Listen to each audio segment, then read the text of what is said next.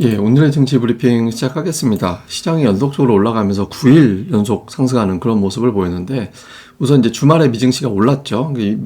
S&P 500 지수가 200주선, 200일선을 돌파를 했잖아요. 물론 이제 이게 뭐 계속해서 안착한다라는 보장은 없지만, 어쨌든 돌파를 했다. 근데 이제 안착까지는 모르겠다. 그러니까 조금은 올려놓고 보자. 이렇게 될 수 있겠고, 또 하나는 이제 S&P 500 지수 이거는 이제 주봉인데, 주봉 잘 보시면 200주선을 깨거나 터치하고 거기 밀고 올라간 다음에 이제 뭐 2, 3주 이내에 다시 내려오지 않는 한 그 선 이하로 다시 깨로 내려간 적은 없었거든요. 그러니까 2010년도 이후에 어떤 사례를 본다라면, 그러니까 이미 작년 가을에 저점을 친 것 같다. 그러니까 저점을 쳤기 때문에, 그러니까 지금부터는 뭐 이렇게 하락 걱정보다는 이제 좀 속도에 대한 문제지 반등이 좀 이어질 가능성이 높다. 이런 기대감을 투자자들이 갖고 있는 것 같습니다. 다만 이제 상승폭이 좀 제한되는 게, 잘 보시면 지난 금요일에 미국이 1999.09에서 끝났잖아요. 우리나라도 보면 장중에는 넘기긴 했지만 2399.86으로 끝났거든요. 그러니까 4000포인트, 2400포인트 앞두고서 조금 좀 조심스러운 흐름이 나오고 있죠. 이러다 보니까 이제 삼성전자를 비롯해서 자동차 이런 전차 쪽으로 움직이기보다는 이런 어떤 금융주는 작년도 6월 이후에 최고가 금융업종 지수가 돌파를 했거든요. 그래서 아주 최상단 묵직한 종목들보다는 그거보다 아랫단계에 있는 종목군들이 이제 힘있게 밀고 올라가면서 지수가 어쨌든 플러스는 나도록 만들어주는, 예, 그런 모습이 나온 것 같습니다. 근데 어쨌든 상승 종목도 많았고 지수가 플러스 날 수 있었고, 이런 분위기를 만들었던 재료를 보면 우선 하반기에 좀 피벗되지 않을까. 그러니까 금리 인상이 중단되는 걸 넘어서 내려가지 않을까라는 기대가 있는 것 같아요. 그러니까 우리나라가 보면 최종금리 딱 올라가고 나서 최종금리 최고 피크 나가고 나서 가장 오래 머물렀던 게 물론 이제 12개월, 11개월 이렇게 이제 있었던 적은 있었거든요. 근데 이제 잘 보시면 5% 이렇게 밀고 올라갈 때 3% 이상 올라가게 되면 그때부터는 되게 오랫동안 유지하는 게 힘들었어요. 그러니까 2000 IT 버블 깨지고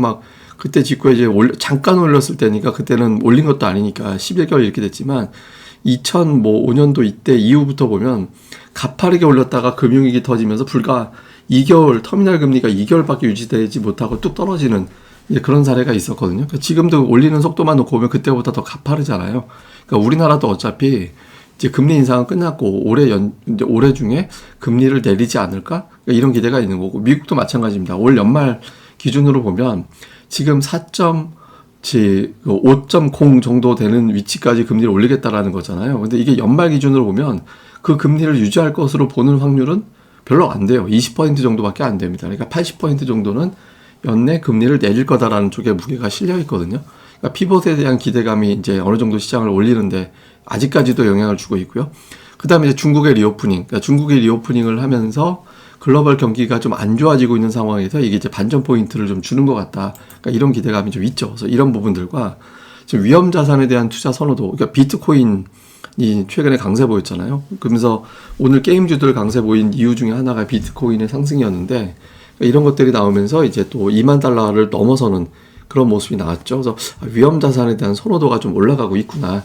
이런 부분들이 이제 좀 시장을 끌어올리는, 예, 그런 역할을 하고 있습니다. 물론 이제 좀 조심스러운 종목들도 있었죠. 예를 들면 뭐 테슬라가 가격 내린다. 그러면 이제 전기차 가격이나 경쟁 아니냐. 이렇게 되면서 현대차, 기아 이런 종목들이 약세를 보이고, 또 이제 오늘 제가 이제 뉴스로 준비했다가 지웠는데, 일본이 지금 YCC 자체를 포기하는 것 같다. 이렇게 되면 미국의 국채 금리가 다시 또 들썩거리는 상황이 생길 수도 있거든요. 근데 어쨌든 그런 부분들이 조금 조심스럽게 투자들을 만들긴 했지만, 어쨌든 플러스 내는 데는 별 지장이 없었다. 대부분의 재료가 어쨌든 올라가긴 한다. 대신 속도 조절만 하자. 그러니까 이런 분위기로 이제 진행이 됐던 것 같습니다.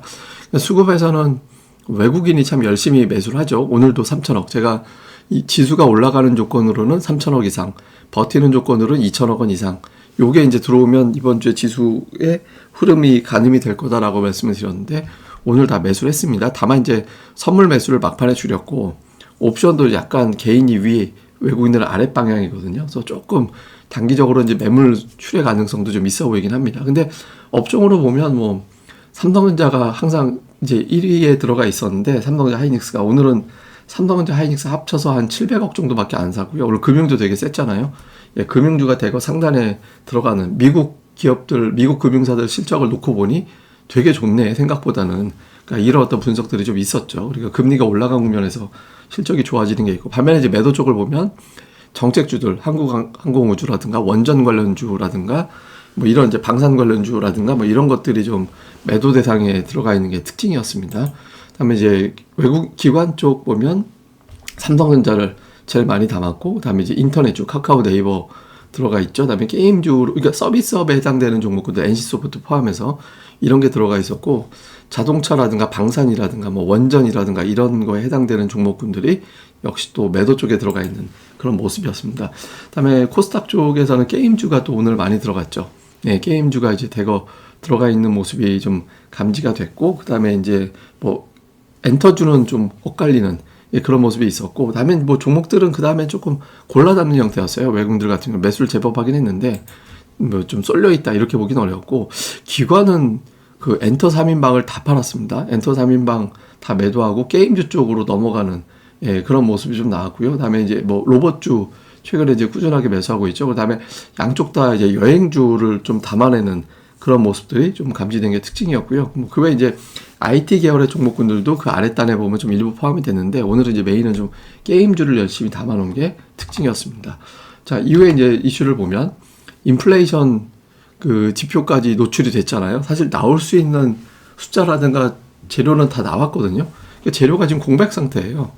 실적인데 사실 실적도 뻔한 거라, 그러니까 재료가 공백 상태라서 지금은 철저하게 수급으로 움직일 수밖에 없거든요. 그래서 이제 당분간은 이제 재료가 텅 비어 있는 상태에서 외국인들이 대형주를 사느냐 안 사느냐 가지고 움직이는 구간으로 왔다.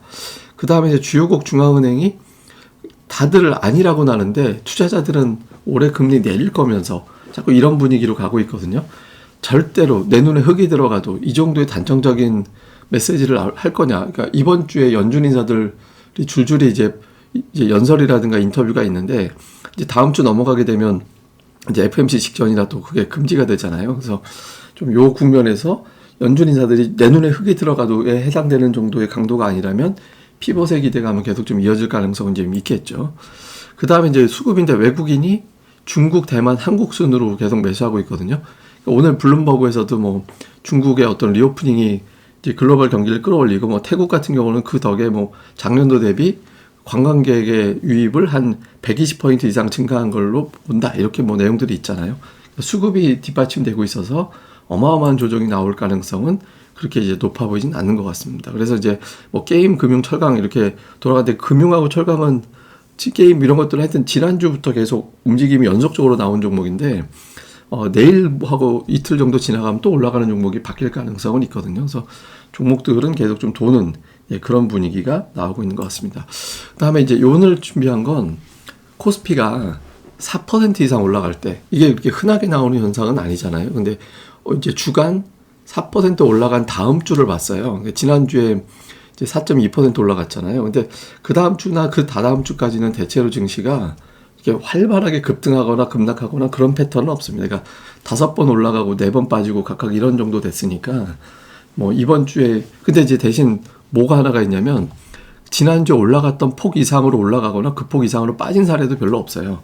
그러니까 이제 조심스럽게 숨고르기, 완만해진다, 좀 덜 재미있어진다, 이 정도의 흐름이 나올 가능성이 높거든요. 그래서 이번 주에 시작은 폭발적인 상승이, 특별하게 재료가 어마어마한 재료가 나오지 않는 한 조금 조심스러워지면서 이제 종목별로 장세가 좀 새롭게 만들어지는 그런 형태가 될 가능성이 높다.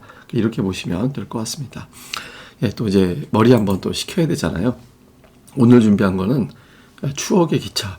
예전에 이제 비둘기호라고 있었어요. 그러니까 일산에 제가 홀트 아동복지원, 홀트 복지센터 있잖아요. 제가 거기에 이게 예전에 봉사활동 이런 걸 잘 갔었는데, 그거 갈 때 이 비둘기호 타고 갔던 기억이 나거든요. 이거 막 이렇게 지하 전철 같은 뭐 그런 느낌의 였죠. 이게 600원인가 몇백 원 내고 탔던 것 같은데, 그러니까 그때 이제 비둘기호 있었고, 요건 통일호.